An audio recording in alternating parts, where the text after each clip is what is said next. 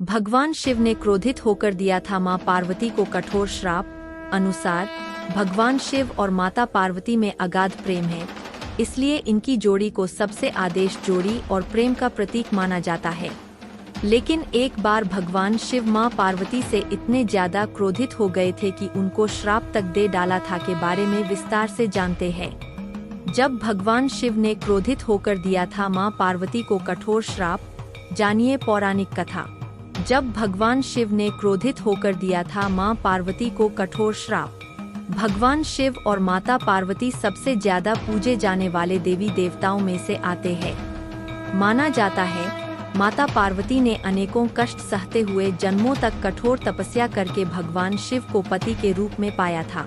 मान्यता के अनुसार अखंड सुहाग और पति की लंबी उम्र के लिए माता पार्वती का व्रत किया जाता है और माता पार्वती के साथ भगवान शिव की पूजा की जाती है। भगवान शिव और माता पार्वती की जोड़ी अगाध प्रेम का प्रतीक और आदर्श जोड़ी मानी जाती है।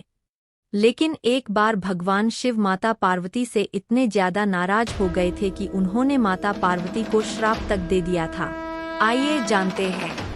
पौराणिक कथा के अनुसार माता पार्वती ने 108 जन्मों की घोर तपस्या के बाद भगवान शिव को पति के रूप में पाया था।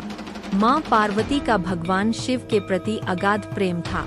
एक आदर्श पत्नी की तरह मां पार्वती भगवान शिव की सभी बातों का पालन करती थी और जब भगवान शिव कुछ बोला करते थे तो उसको पूरे ध्यान से सुनती थी। एक बार भगवान शिव मां पार्वती को ब्रह्मा ज्ञान देने के लिए सृष्टि की कथा सुना रहे थे।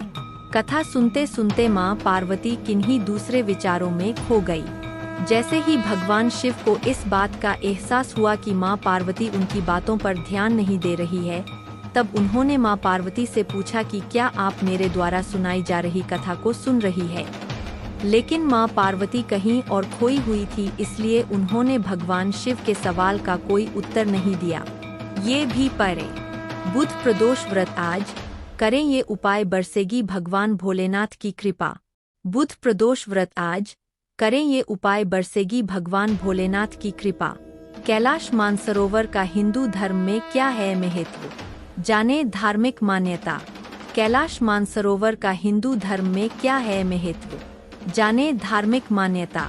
हिंदू धर्म में कुल देवी और कुल देवता की पूजा क्यों जरूरी।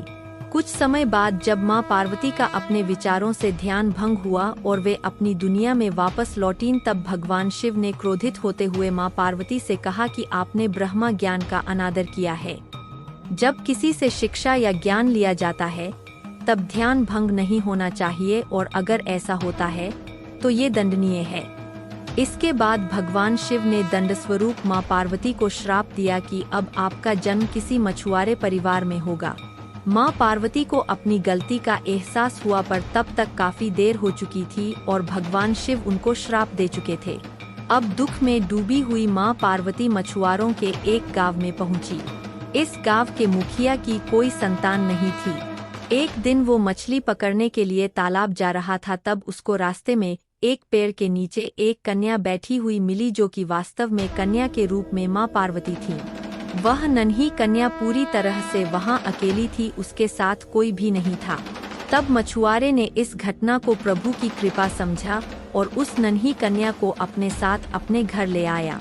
मां पार्वती उसी घर में कन्या के रूप में रहने लगी। इस तरह मां पार्वती को अपना एक जन्म भगवान शिव के श्राप के कारण मछुआरे के घर में काटना पड़ा।